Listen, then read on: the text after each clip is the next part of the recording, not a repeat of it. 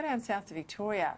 Taxpayers there have been slugged almost $400 million to fund the Andrews government's hotel quarantine program. The debacle, of course, that it is. New figures released today show the total cost of contracts for the program, which commenced in September 2020. So this is not even the first part of it that ended up in the second wave. This is the rebadged product, $377 million. For more on this, I'm joined now from Melbourne by Victorian Liberal MP Tim Smith.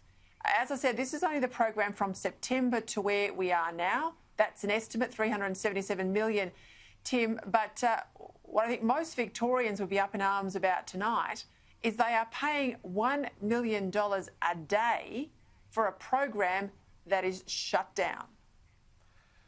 Good evening, Peter. $1 million a day for not one returned foreign traveller, well, not foreign traveller, an Australian that is currently stranded overseas trying to come home. There are 10,000 Victorians, as I understand it, who want to return home and they can't because of the incompetence of the Andrews Labor government. But from a taxpayer's perspective, $400 million for nothing. I mean, and the staff are doing, as I understand it, drills and emergency exercises and the like. They're basically twiddling their thumbs and doing nothing. Meanwhile, the taxpayer is forking for a program that's basically redundant. And I've said this on your program before, and I'll say it again. Could Daniel Andrews please pick up the phone to Gladys Berejiklian and ask her to send her officials down to Melbourne and teach the Victorians how to run a safe hotel quarantine program? Or maybe we should just wind the whole thing up and pay New South Wales to do it for us. Well, it'd be cheaper. If we're spending $1 million a day on empty hotels in Victoria, we should certainly, I think, talk to Gladys about outsourcing that spend to someone who knows what they're doing. Interestingly, as a comparison, I had a look at the numbers out of New South Wales. You'll find this interesting. They've been obviously running the system and running it well. Their spend from March to December last year, and remember all that time, they actually had people in the hotels, $432 million, right? $432 million. In Victoria, $377 million from September to today.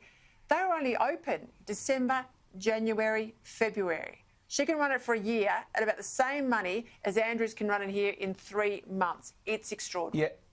Yeah, they're great stats. And if I could also point out to your viewers another stat, New South Wales has returned over 135,000 returned Australians, whereas Victoria's barely 30,000.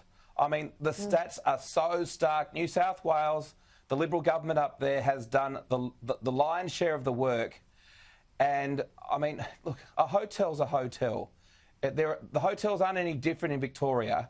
The issue is the management of hotel quarantine. And you have made this case for months.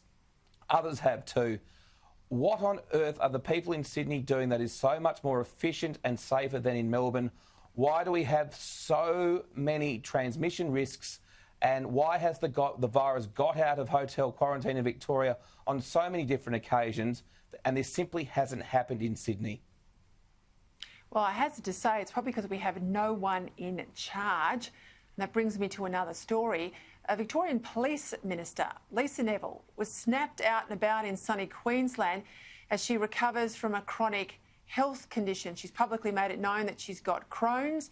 She's on medical leave until May. She was photographed here at a restaurant in Port Douglas. It's called Zinc, with her good friend and fellow MP Harriet Shing. I might add, Harriet Shing is the partner of the Premier's Chief of Staff. Now, I know she's unwell, Tim, but why can't she be at home and unwell, recuperating in her seat of Bellarine, which is by the beach? Why does she need to go to far north Queensland to sit there? Because she's the police minister. We're in state of emergency pandemic times. You just got that legislation through the parliament. She's also the minister that Andrews put in charge of hotel quarantine when it all started up again, yet she's up in Queensland.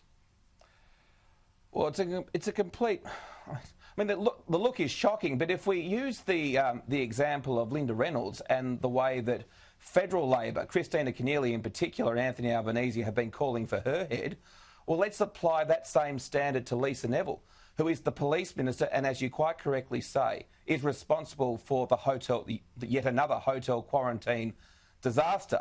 She has a serious illness, yet she's up in Port Douglas photographed socking down the grog with Harriet Shing, who I might add is an Upper House MP responsible for the Latrobe Valley, where it was announced your lawn was closing 7 years early this week, with hundreds of people to lose their jobs, and she's up in Port Douglas too, socking down the grog.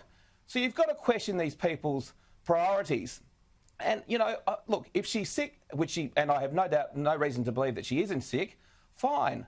But this is a shocking look, and frankly, she should be in Victoria. Look. I don't care if people say I'm tough. I don't care if they say I'm tough, because medical leave is for a medical reason. I've no doubt to disbelieve that she has Crohn's disease. But, you know, I think most Victorians would expect her, when she's on medical leave, to be recuperating, not to be on what looks like annual leave. Tim Smith got to leave it there. Thanks, Peter.